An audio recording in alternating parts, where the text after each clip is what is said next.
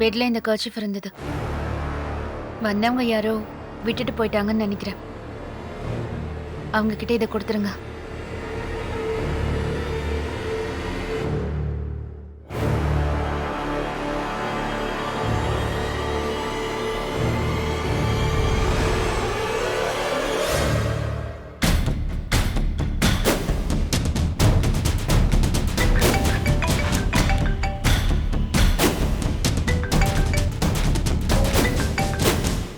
Hello அஞ்சலி. சொல்லுங்க அண்ணி. என்ன அஞ்சலி, வீட்டுக்கு வந்து வெற்றியை பார்த்துட்டு வரேன்னு சொல்லி மாடிக்கு போனேன். சரி போயிட்டு திரும்ப வருவேன்னு பார்த்தா சொல்லாம கொள்ளாம அப்படியே கிளம்பி போயிட்டேன். அது ஒன்றும் இல்லை அண்ணி, மைண்ட் கொஞ்சம் அப்செட்டாக இருந்துச்சு, அதான் நான் கிளம்பிட்டேன். ஏன் அஞ்சலி, என்னாச்சு? வெற்றிக்கும் உனக்கும் ஏதாவது பிரச்சனையா? நீ அமைதியா இருக்கிறத பார்த்தா ஏதோ பிரச்சனைன்னு நினைக்கிறேன். என்னாச்சு அஞ்சலி? உங்க தம்பி உத்தம புருஷன் ஆயிட்டாரு. இந்த கலியுகத்துல எவனோ ராம இல்லைன்னு சொல்லி சொல்லுவாங்க. ஆனா இந்த உலகத்துல மிச்சம் இருக்கிற ஒரே ஒரு ராமன் நான் தாங்கிற அளவுக்கு உங்களோட தம்பி பிலாசபி பேசுறாரா அண்ணி? அப்படி அவன் சொல்ற அளவுக்கு நீ என்ன அஞ்சலி பண்ண? நான் ஒண்ணுமே பண்ணல அண்ணி. எப்பவும் போலதான் அவன் கிட்ட தொட்டு தொட்டு பேசிட்டு இருந்தேன். அவனுக்கு என்ன ஆச்சுன்னே தெரியல. நீ இனிமே என்ன தொட்டு பேசாத, என்ன தொடுற உரிமை மலருக்கு மட்டும்தான் இருக்கு. நீ எதுக்கு தேவையில்லாம என்ன அடிக்கடி பார்க்க வர? இனிமே வராத. வரதா இருந்தா மலர் இருக்கும்போது வா. ஃப்ரெண்டா இருந்தா தொட்டு பேசணுங்கிற அவசியம் இல்லைன்னு என்னென்னமோ சொல்லிட்டான் அண்ணி. நான் அதெல்லாம் கேட்டு செம்ம கடுப்பாயிட்டேன். அவன் இப்படியெல்லாம் பேசுவான்னு நான் கொஞ்சம் கூட எதிர்பார்க்கல அண்ணி.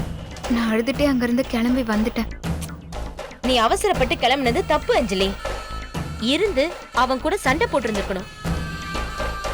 இப்படியா ஒரு குழந்தை பிள்ளை மாதிரி அழுதுட்டு போறது? நாம ஒரு இடத்துக்கு வந்தோம்னா அங்க நம்மளால முடிஞ்ச அளவுக்கு ஏதாவது ஒரு பிரச்சனையை உருவாக்க வேணா? நான் ஒன்னும் வரும்போது சும்மா வரல அண்ணி. இருந்த கோபத்துல மலர்கிட்ட நல்லா ஏத்தி விட்டுட்டு தான் வந்தேன். நீ மலர் பாத்தியா? ஆமா அண்ணி, நான் கிளம்பி போகும்போது எதிர்த்தாப்புல வந்தா. அப்போ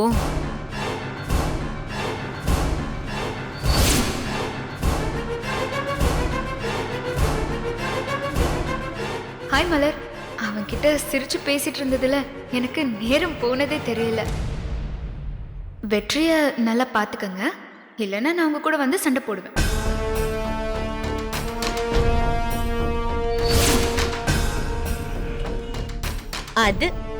அதான் அஞ்சலி விவரமான புள்ளைங்கிறது. அவன் உன்னை காயப்படுத்தினாங்கிறது முக்கியம் இல்ல, நீ அந்த மலரை காயப்படுத்தின பாரு, அதுதான் முக்கியம்.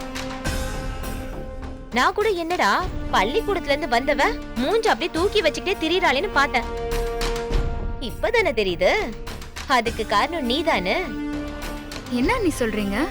ஆமா அஞ்சலி, நீ போகும்போது கொளுத்தி விட்டுட்டு போனது இப்ப அப்படியே வெடிச்சு செதறிடுச்சுன்னு நினைக்கிறேன்.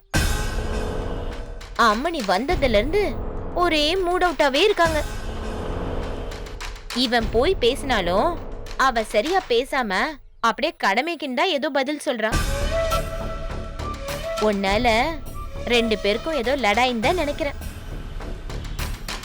இதே மாதிரி அடிக்கடி வந்து சில பல விஷயங்களை தூவிட்டு போனேன்னு வச்சுக்கோ, அவங்க 2 பேருக்கும் நடுவுல அப்படியே கப்பலே போற அளவுக்கு கேப் வர வச்சிடலாம். இல்ல அண்ணி, இனிமே நான் அங்க வரமாட்டேன். ஏன், என்ன அஞ்சலி சொல்ற? வெற்றி என்கிட்ட பேசினதெல்லாம் கேட்டு எனக்கு கோவமா வருது அண்ணி. நான் இதுக்காகவே அவன்கிட்ட திருந்துறேன்னு சொல்லி நாடகம் போட்டுட்டு இருந்தேன். ஃப்ரெண்ட்ஷிப்புங்கிற பேரு சொல்லியாவது அவன்கிட்ட க்ளோஸா இருக்கலான்னு தானே. ஆனா இன்னைக்கு அதுக்கும் ஆப்பு வச்சிட்டான். இதுக்கு நான் பழைய மாதிரியே என்ன தானே நீ காதலிச்ச, என்னதான் கல்யாணம் பண்ணிக்கணும்னு பிரச்சனை பண்ணிட்டு வந்திருக்கணும் போல. நான் தான் தெரிஞ்சுட்டேன்னு சொல்லி தப்பு பண்ணிட்டேன். அதான் இன்னைக்கு அவன் எனக்கு மேல ஏறி உட்காந்துக்கிட்டு என்ன தொடாத, பார்க்க வராதன்னு என்கிட்டயே சொல்லிட்டு இருக்கான். இல்ல அஞ்சலி, நீ அப்படியெல்லாம் நினைக்காத. நீ இப்ப போற ரூட்டு அப்படியே சரியான ரூட்டு தான். இந்த ஃப்ரெண்டுங்கிற நாடத்தை அப்படியே தொடர்ந்து போட்டுக்கிட்டே இரு. என்னைக்கு வெற்றி வாழ்க்கையில மலர் இல்லேன்னு ஆகுறாளோ அன்னைக்கு உன்னோட காதலை புதுப்பிச்சுக்கலாம். அதுக்குன்னு ஒரு நாள் வரும். அது வரைக்கும் நீ கவலைப்படாம இரு. வெற்றி அவனை பார்க்க இங்க வரக்கூடாதுன்னு சொன்னா என்ன? நீ எங்களை பார்க்க வா. இல்ல, அவன் சொன்னது எனக்கு ஒரு மாதிரி ரொம்ப ஹர்ட்டிங்கா இருக்கு. நான் கொஞ்ச நாளைக்கு அந்த பக்கம் வரல. இல்ல அஞ்சலி, நான் என்ன சொல்ல வரேன்னா, ப்ளீஸ் அண்ணி, என்னை கம்பல் பண்ணாதீங்க ப்ளீஸ். எனக்கா தோணும் போது நானே வரேன். சரி அஞ்சலி. அது வரைக்கும் அங்க என்னென்ன நடக்குதுன்னு எனக்கு அப்டேட் பண்ணிட்டே இருங்க. சரி அஞ்சலி. சரிங்க அண்ணி, நான் வச்சிடுறேன். பாய். பாய்.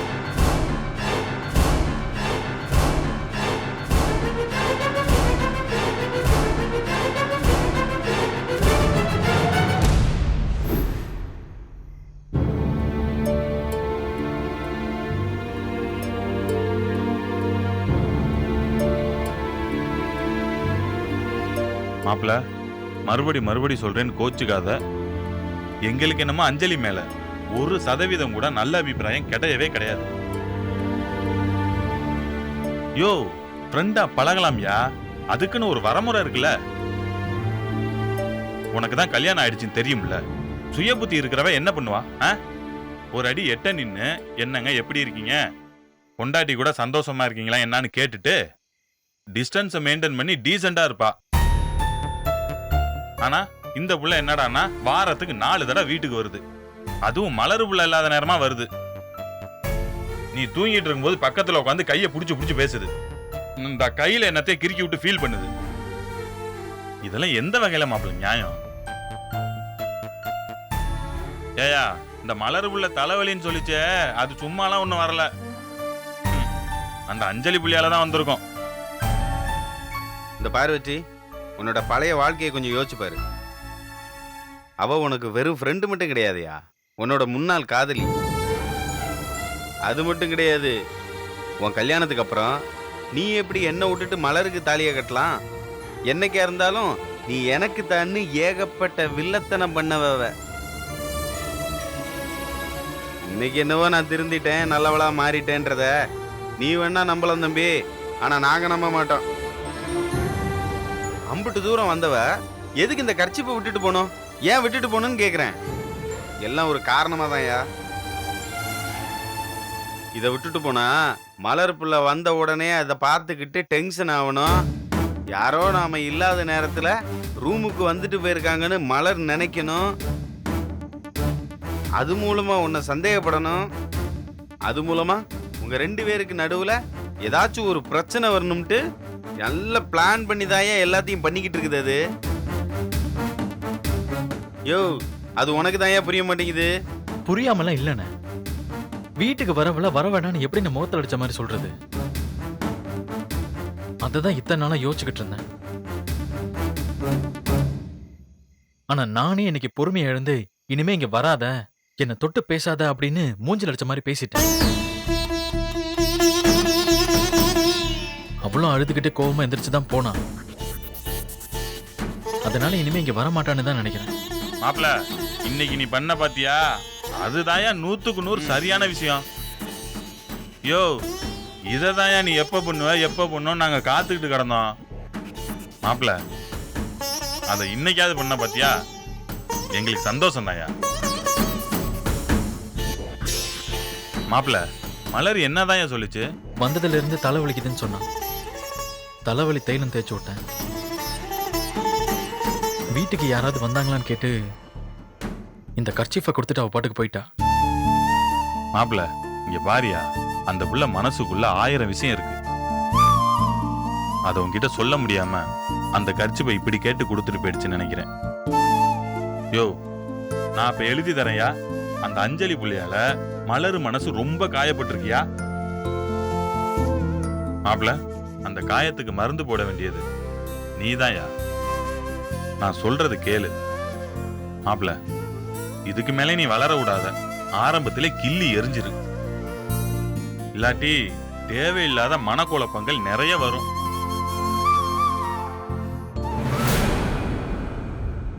யோ, நான் ஒன்று சொன்னா கேப்பியா? என்னன்னு?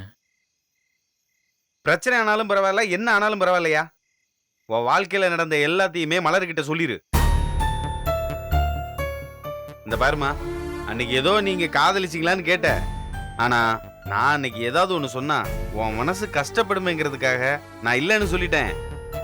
ஆனா இப்ப நடந்த உண்மை எல்லாத்தையும் நான் சொல்லிடுறேன். அவ என்ன காதலிச்சா, நானும் அவ காதலை ஏத்துக்கிட்டேன். ஆனா உன்னை கல்யாணம் பண்ண வேண்டிய சூழ்நிலை வந்துச்சு. எல்லாத்தையும் உடைச்சு சொல்லிறியா? என்ன ஒரு 10 நாளைக்கு மூஞ்சியை தூக்கி வச்சுட்டு தெரியுமா? அதுக்கப்புறம் 11வது நாள் வந்து 1000 தான் இருந்தாலும் நீ தானே எனக்கு தாலியா கட்டினவன், நீ தான் என் புருஷன்னு சொல்லி உன்கிட்ட சந்தோஷமா பேச ஆரம்பிச்சிடும். அதுக்கப்புறமா நீ இதே மாதிரி எதையும் மென்னு முழுங்க வேண்டிய தேவை இருக்காதியா? என்ன வெற்றி? ஏய் நீ வேற மாப்பிள. இல்ல மாப்பிள, இதே கனி சொல்றது இப்போதைக்கு வேண்டாம்.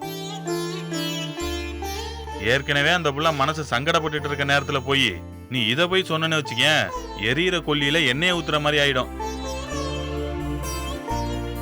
அந்த புள்ள மேற்கொண்டு ஏதாவது நினைச்சுக்க போதியா? அதனால இப்போதைக்கு மலர் பிள்ளைகிட்ட உன் மனசு கஷ்டப்படக்கூடாது, எனக்கு உன் சந்தோஷம் தாம முக்கியம், வேற யாரும் முக்கியம் கிடையாதுங்கிறத ஓப்பனா பேசிரு.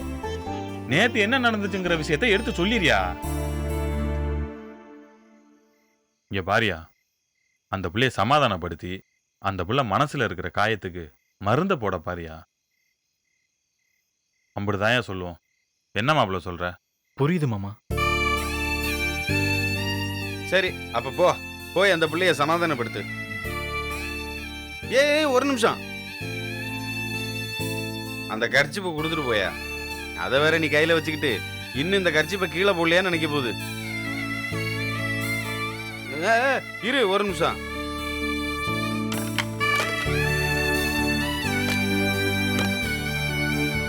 அதை இந்த நுனியில மாட்டி விடு. ஏன் மாட்டியா? இப்ப போ. போயிட்டு வா மாப்பிள்ள. டேய் கனி, முத வேலையா இத சீமனை விட்டு எரிச்சிடுறேன். கரெக்டா?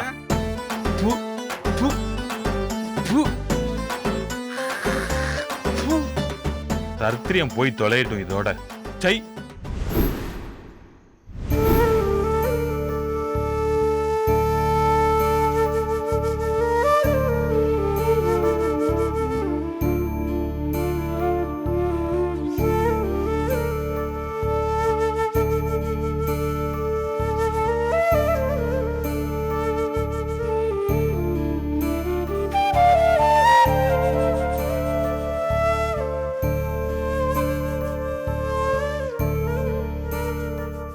மலர்கிட்ட பேசலான்னு வந்தா நல்லா தூங்கிட்டு இருக்காளே, எழுப்பலாமா? இல்ல இல்ல வேண்டாம். ஏற்கனவே தலைவலின்னு வேற சொன்னா, அவளை டிஸ்டர்ப் பண்ண வேண்டாம்.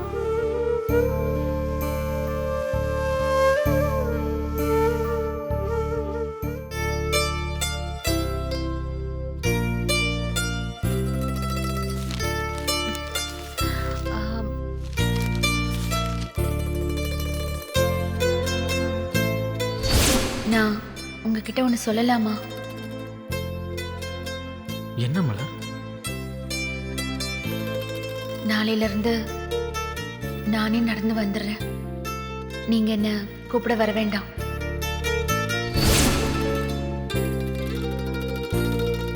அதனால இப்போதைக்கு மலர் பிள்ளைகிட்ட உன் மனசு கஷ்டப்படக்கூடாது, எனக்கு உன் சந்தோஷம் தாம முக்கியம், வேற யாரும் முக்கியம் கிடையாதுங்கிறத ஓப்பனா பேசிடு.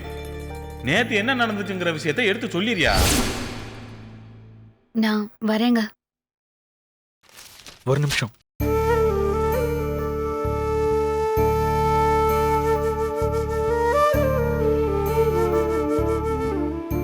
உன்கிட்ட கொஞ்சம் பேசணும். ராத்திரி உன்கிட்ட பேசணும்னு தான் வந்தேன். ஆனா நீ நல்லா தூங்கிட்டு இருந்த. அது மட்டும் இல்லாம நீ தலைவலிக்குதுன்னு வேற சொல்லிக்கிட்டு இருந்த. அதனால உன்னை தொந்தரவு பண்ண வேணாமேன்னு அமைதியா இருந்துட்டேன். இப்ப கூட காலையில இருந்து உன்னை பார்த்து பேசணுங்கிறதுக்காக தான் காத்துக்கிட்டு இருக்கேன். என்ன பேசணும்? நேத்து நீ கேட்டேல, காலையில இருந்து நீ என்ன பண்ணிக்கிட்டு இருந்த, என்னை யாராவது பார்க்க வந்தாங்களான்னு. ஆமா, பார்க்க வந்தாங்க தான். அதை பத்தி தான் உங்ககிட்ட பேசணும். அதை பத்தி பேச என்ன இருக்கு? எனக்கு ஸ்கூலுக்கு டைம் ஆயிடுச்சு, நான் கிளம்புறேன். இரு மலர், நான் உங்ககிட்ட பேசணும். இத பார், நேத்து என்ன நடந்ததோ அதை நான் உங்ககிட்ட அப்படியே சொல்றேன். நேத்து மத்தியானம் நான் மாத்திரை போட்டு நல்லா தூங்கிட்டு இருந்தேன். அஞ்சலி என்னை பார்க்க வந்திருப்பா போல. நான் தூங்கிட்டு இருக்கிறப்போ என் பக்கத்துல உட்காந்து என் கை கட்டுல கெட்வெல் சூன்னு எழுதியிருக்கா. அது எனக்கு சத்தியமா தெரியாது. திடீர்னு நான் கண்ணு முடிச்சு பார்க்கும்போது அவ பக்கத்துல உட்கார்ந்துருக்கிறத பார்த்து எனக்கே ரொம்ப ஷாக்கா தான் இருந்துச்சு. அதுக்கப்புறம் நான் அவகிட்ட என்ன பேசணுமோ அதை நான் பேசி அனுப்பிட்டேன். இன்னைக்கு நான் தூங்கிட்டு இருக்கும்போது என் பக்கத்துல வந்து உட்கார்ந்தத மலர் பார்த்திருந்தானா அவ மனசு எவ்வளவு கஷ்டப்பட்டிருக்கும். எந்த ஒரு காரணத்துக்காகவும் மலர் மனசு கஷ்டப்படுறத நான் அனுமதிக்க மாட்டேன். புரிஞ்சுக்கோ அஞ்சலி. இனிமே நான் பார்க்கணும்னு வீட்டுக்கோ மெக்கானிக் ஷெட்டுக்கோ அடிக்கடி வராத. ஏன்னா இனிமே என் லைஃப்ல எல்லா உரிமையும் மலருக்கு மட்டும்தான்.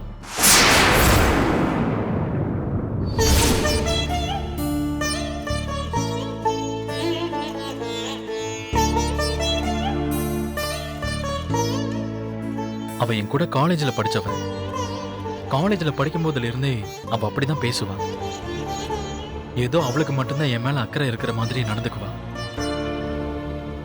அதெல்லாம் கடந்து போன காலம். ஆனா இன்னைக்கும் அவ வந்து அதே மாதிரி நடந்துக்கிறா. அது ஒரு கட்டத்துல எனக்குமே பிடிக்கல. ஆனா அது அவகிட்ட மூஞ்சில் அடிச்ச மாதிரி சொல்ல முடியாம இவ்வளவு நாளா தவிச்சுக்கிட்டு இருந்தேன். ஆனா இதுக்கப்புறமும் இது அவகிட்ட சொல்லனா அவளுக்கு புரியாதுன்னு எனக்கே தோணுச்சு. அதனால நான் அவகிட்ட என்ன சொல்லணுமோ அதை ரொம்ப தெளிவா சொல்லிட்டேன். மத்தபடி அவ வந்ததை மறைக்கணும்னோ நேத்து நடந்ததை எதையும் உங்ககிட்ட சொல்லக்கூடாதுன்னு நான் நினைக்கல. முடிஞ்ச வரைக்கும் அவன் வீட்டுக்கு வரதை நான் அவாய்ட் பண்ணணும் தான் நினைக்கிறேன். ஆனா அதை மீறி அவ வரும்போது நம்ம வீட்டுக்கு வர ஒருத்தங்களை வெளியில போன்னு சொல்ல முடியல. ஆனா அதையும் தாண்டி அப்படி ஒரு சூழ்நிலை வந்தா அவளை வெளியில போன்னு சொல்றதுக்கு கூட நான் தயங்க மாட்டேன். என்ன பொறுத்த வரைக்கும் நீ இந்த வீட்டுல சந்தோஷமா இருக்கணும். யாரும் எந்த விஷயத்துக்காகவும் உன்னை கஷ்டப்படுத்திட கூடாதுங்கிறது தான் என்னோட எண்ணம். அதனால நீ எதை பத்தியும் யோசிச்சுட்டு இருக்காத.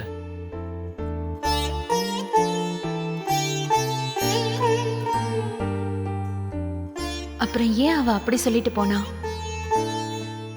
வெற்றி நம்ம கிட்ட போய் சொல்ல மாட்டாரு. அவ ஒருவேளை போய் சொல்லிருப்பாளோ? இருக்கலாம். ஆனா அவ எதுக்காக நம்ம கிட்ட போய் சொல்லணும்? அவ அப்படி போய் சொல்ல வேண்டிய அவசியம் என்ன? ஒருவேளை பொசசிவ்னஸ்ல உன்னை விட வெற்றி கிட்ட நான் தான் நெருக்கமா இருக்கேன்னு காட்டிக்கிறதுக்காக அப்படி பண்றா போல இருக்கு. இனிமே அவகிட்ட கொஞ்சம் கவனமா தான் இருக்கணும். இல்லைன்னா இப்படி தேவையில்லாத பிரச்சனை தான் வரும். என்ன மலர் இவ்வளவு தூரம் சொல்றேன்? என் மேல நம்பிக்கை இல்லையா? உங்க மேல நம்பிக்கை இல்லைன்னு நான் சொல்லவே இல்லையே. அது மட்டும் இல்லாம இந்த விஷயத்த நீங்க இவ்வளவு தூரம் எனக்கு எடுத்து சொல்லணுங்கிற அவசியமும் இல்லை. என்னை பொறுத்த வரைக்கும் நான் அஞ்சலிங்கிற ஒரு பொண்ணை ஒரு பொருட்டாவே எடுத்துக்கல. அவளை ஒரு பொருட்டா எடுத்துக்கிட்டாதானே அந்த விஷயத்த பத்தி நான் பேசணும். அதை நினைச்சு நான் கவலைப்படணும். நீங்களும் இதை பத்தி யோசிக்காதீங்க. எதுக்காக நம்ம தேவையில்லாதவங்களை பத்தி யோசிச்சு நமக்குள்ள மனஸ்தாபத்தை உண்டாக்கிக்கணும்? அதனால இனிமே நாம இதை பத்தி பேச வேண்டாம்.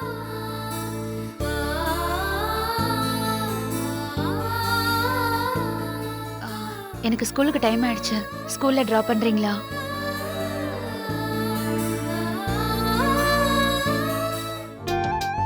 வர முடியுமா? ஹே மலர், நீ என்ன இப்படி கேக்குற? வா போலாம்.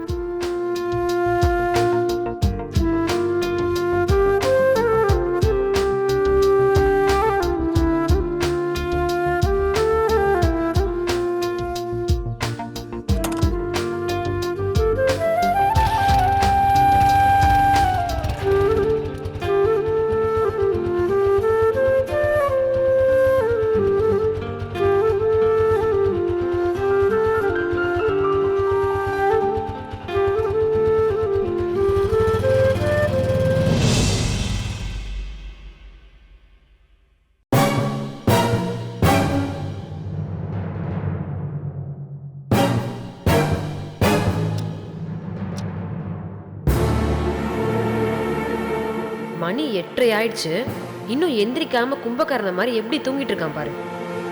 ச்சே, இவனுக்கு வேற அக்கறையா கூப்பிட்டு காஃபி கொடுத்து விடுறாங்க.